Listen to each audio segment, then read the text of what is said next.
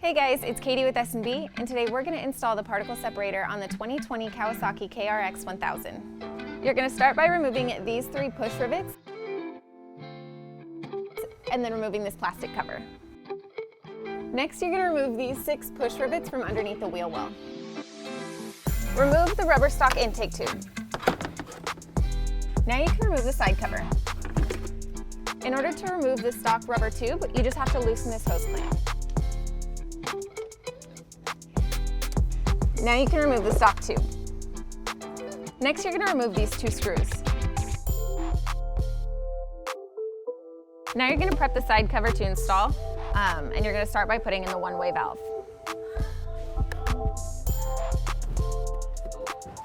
Once you have that installed, you're going to loosely install these 2 brackets.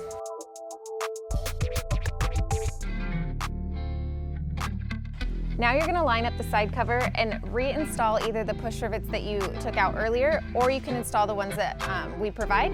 Just keep in mind that ours are a little bit more heavy duty.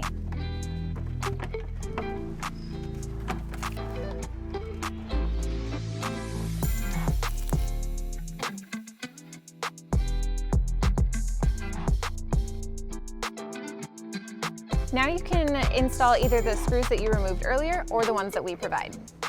You're going to loosely install the black hose clamps onto the larger coupler, and then you're going to install it onto the side cover. Now you're going to install the silver clamps and the smaller coupler onto the intake tube, and then you can go ahead and install it down here, and while you do that, you'll want to push it into the top coupler. After it's installed, you can then tighten down the hose clamps. Don't forget to tighten the hose clamp underneath.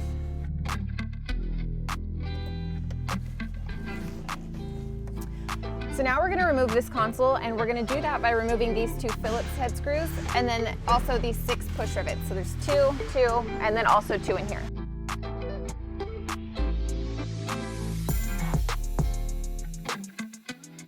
And now you can remove this console, and be careful with these switches, so you're just going to lay it down and then you can unplug them.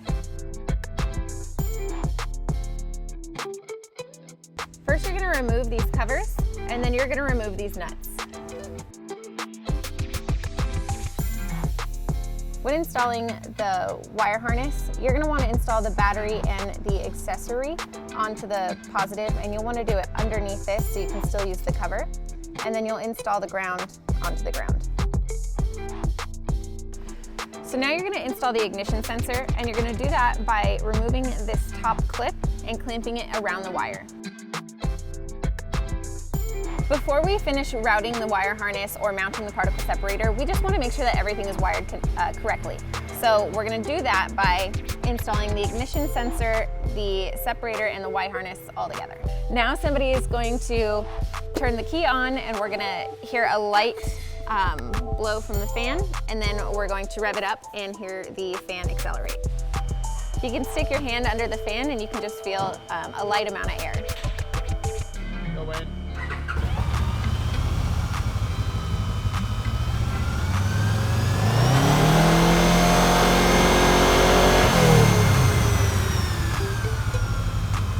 And then as he accelerated, you should hear the fan louder and feel more air as well.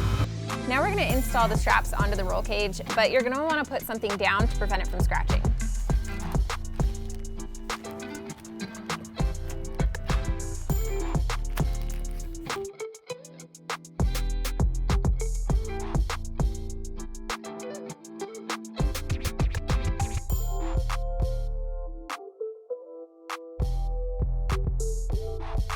Loosely install the pivot body onto the straps.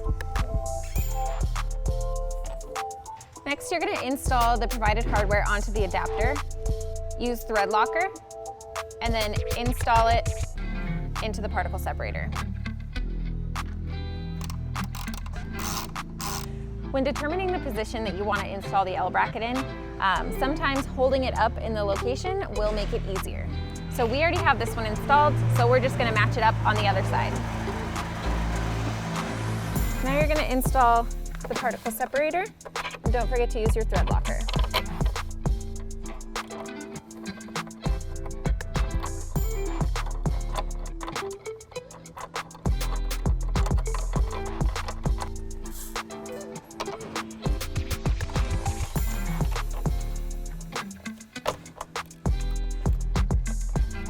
tighten down the screws that you just installed.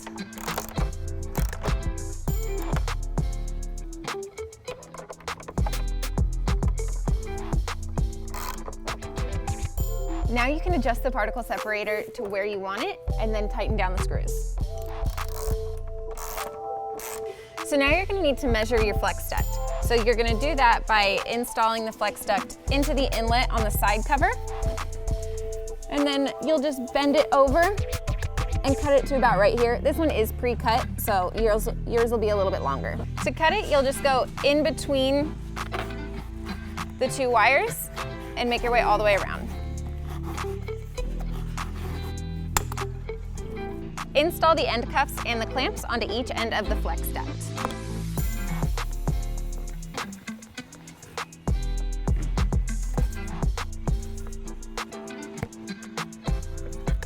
Install the flex duct onto the inlet and then slide it onto the particle separator. Once you have it fully installed, you can then tighten down the hose clamps. So now you're going to install the control harness, and then you're going to route it up the roll cage and use zip ties to secure it down. So after you've secured the control harness, you can then connect the ignition sensor.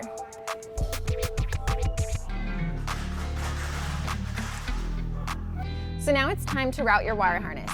So what we did is we put it through the hole with the large harness and then slid it down through the center.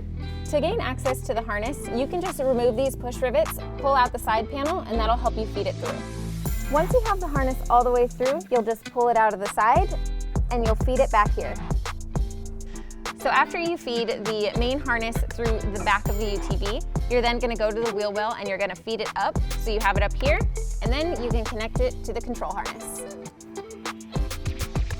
So now that everything is all plugged in, you can take some zip ties and zip tie them out of the way. Don't forget to just bundle everything up before you put everything back together. All right, guys, so that's it.